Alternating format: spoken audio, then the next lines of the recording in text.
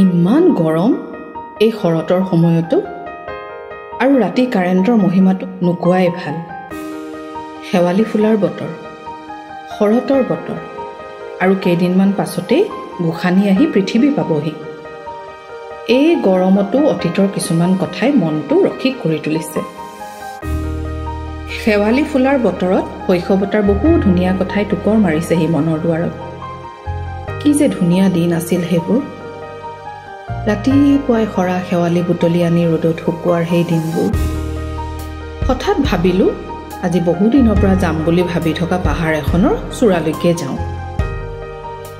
কোনো পৰিকল্পনা নোহোৱা যাত্ৰা আৰু সংগী হিচাপে ল'লোঁ মোৰ সহায়িকা বাইদেউজনী। খুব ফূৰ্তি তাইৰো। আহকচোন আপোনালোককো লৈ যাওঁ পাহাৰ, আকাশ, সেউজীয়া হাবিৰ মাজলৈ, আমাৰ কথাৰে, আমাৰ চকুৰে।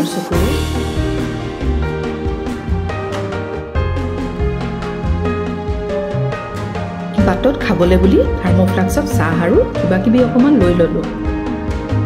দুয়োজনীয়ে শৈশৱৰ নানান কথা ৰোমন্থন কৰি যাত্ৰালৈ আগবাঢ়িছোঁ। আজি অকণমান নিজৰ শৈশৱৰ অনুভৱ পাগলিব মন গৈছে।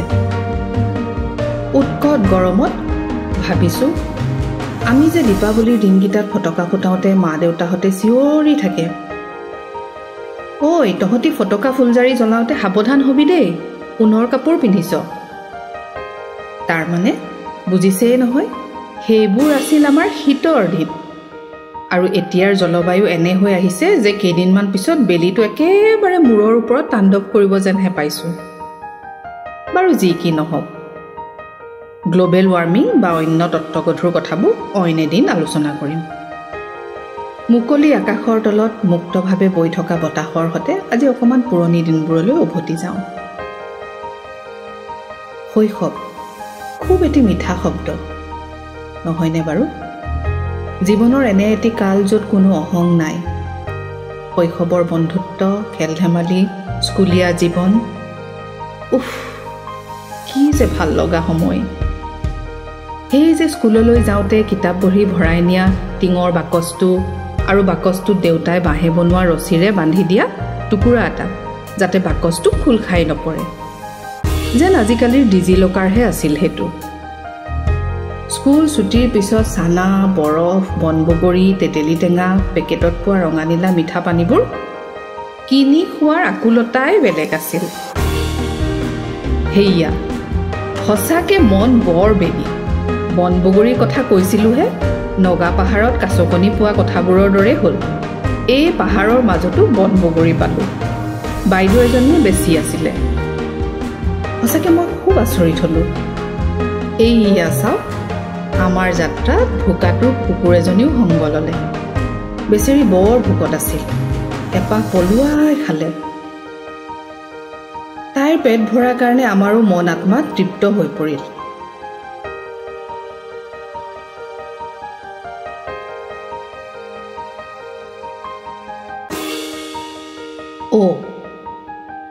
আমি ক'ত আছিলোঁ? খোৱা বস্তুবোৰৰ কথা কৈ আছিলোঁ। আৰু কি জানে, হাতে ধৰি খাব পৰাকৈ বৰফৰ কাঠিডালত কেতিয়াবা বাঁহৰ চুচ থাকেই। 2 টকা পইচাতে কি খাম কি নেখাম। খাই উঠি ৰৈ যোৱা পইচাৰে কেতিয়াবা ফেৰিয়ালাৰ কিলিপ, নানা ৰঙী চুলিত মৰা ফিটাও কেতিয়াবা কিনি আনো। চুলিত মৰা ফিটা বুলি কওঁতে কথা এটা মনত পৰিছে। সেই সময়ৰ আশিকী নামৰ চিনেমা এখনত অভিনেত্ৰীয়ে চুলিত মৰা সৰু সৰু তৰা থকা ডিজাইনৰ ফিটা কোনে কি কালাৰ কিনিব বুলি বান্ধৱী কিজনীৰ লগত কিমান যে কি আলোচনা। আকৌ টিফিনত কোনে কি আনিছে বুলি লেজাৰৰ সময়খিনিলৈ ৰখি থকাৰ আমেজেই বেলেগ। ইজনী সিজনীৰ টিফিনৰ পৰা প্ৰত্যেকেই খোৱা বস্তু ভগাই খাওঁতে খোৱাবোৰ খিচিৰি হৈ যায়। কিন্তু আমাৰ বাবে যেন আছিল সেয়া পঞ্চভোগ। আজিৰ ছ'চিয়েল মিডিয়াবোৰ তেতিয়া নাছিল যদিও কাৰোবাৰ যদি স্কুল ক্ষতি হয়, এই স্কুল ক্ষতি হ'লেই বন্ধু বান্ধৱীসকলৰ কোনোবা একেলগ হৈ বাটকুৰি বায়, কোনোবাই চাইকেল মাৰি খবৰ কৰিব যোৱাৰ মিডিয়া আৰু একতা পিছে আমাৰ মাজত আছিল।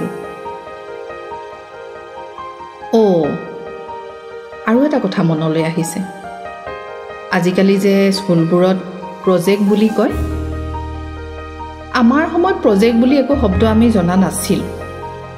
আমাৰ কাৰণে আছিলে সেইবোৰ কৰ্ম অভিজ্ঞতা। আমাক যেতিয়া স্কুলত কৰ্ম অভিজ্ঞতা দিছিল, কি বনাব দিছিল জানে?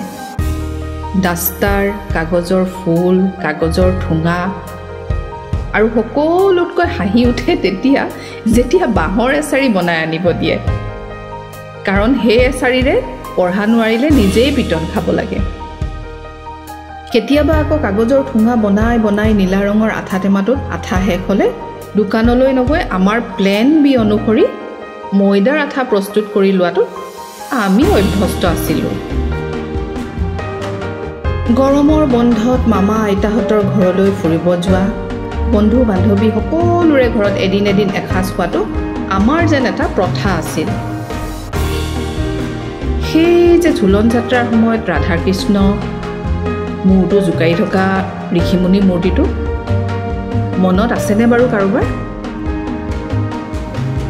কাৰোবাৰ ঘৰত কিবা অনুষ্ঠান থাকিলেই চুবুৰীৰ সকলোৱে সহায় কৰি ফূৰ্তি কৰাৰ দিনবোৰৰ কথা ভাবিলে নিজকে কিবা আদিম যুগৰ মানুহ নিচিনা লাগেচোন।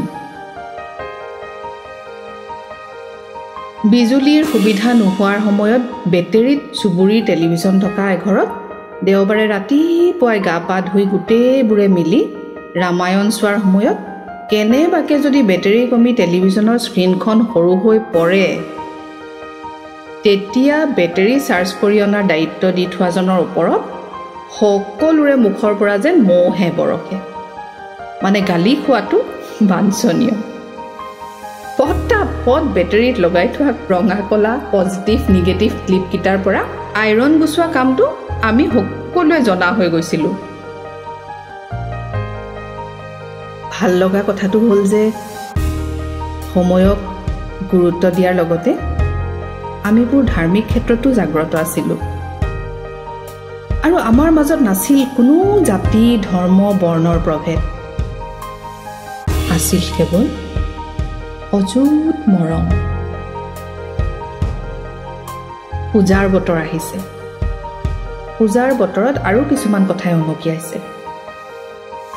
প্ৰতি বছৰ পূজাই বিহুৱে মুঠতে দুযোৰকৈ নতুন কাপোৰ লোৱাৰ অলিক কল্পনা জল্পনাৰ কথাটো ক'বই নালাগে।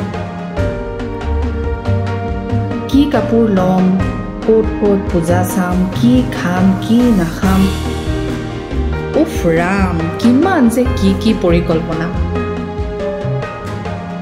গৰম গৰম খুৰমা, জেলেপি, কিমান কি যে খোৱাৰ তৃপ্তি আমাৰ বাবে আছিল অমৃতুল্য। বজাৰৰ বাৰে বৰণীয়া বিভিন্ন খেলা বস্তু সজোৱা দোকানৰ পৰা কিবা এটা নিজৰ ভাল লগা মা দেউতাহঁতে কিনি দিয়াৰ পিছত আমাৰ ফূৰ্তি ক'বই নালাগে। ভাবিলেই গাটোতে শিহৰণে জোকাৰি থৈ যায়। শৈশৱৰ সেই নতুন চোলা এটা, বেগ এটা পোৱাৰ অনুভৱ আমাৰ কাৰণে এনে আছিল যেন আমি চন্দ্ৰটোহে থাপ মাৰি আনিছিলোঁ। আকৌ বিশ্বকৰ্মাৰ পূজাৰ বিশেষ দিনটোত হাতে হাতে প্ৰসাদ ভৰাবলৈ প্লাষ্টিকৰ ঠোঙা এটা লৈ যেতিয়া চুবুৰীৰ সকলোৱে খোজ কাঢ়ি পূজা চাবলৈ যাওঁ, তেতিয়া আমাৰ মাজত ভাগৰৰ কোনো নাম গুণ নাছিল। আৰু উভতি ঘৰ আহি পোৱালৈকে প্লাষ্টিকৰ ঠোঙাকেইটা প্ৰসাদেৰে উপচ হৈ পৰিছিল। মুঠতে কৈ শেষ কৰিব নোৱাৰা এক আখ্যান।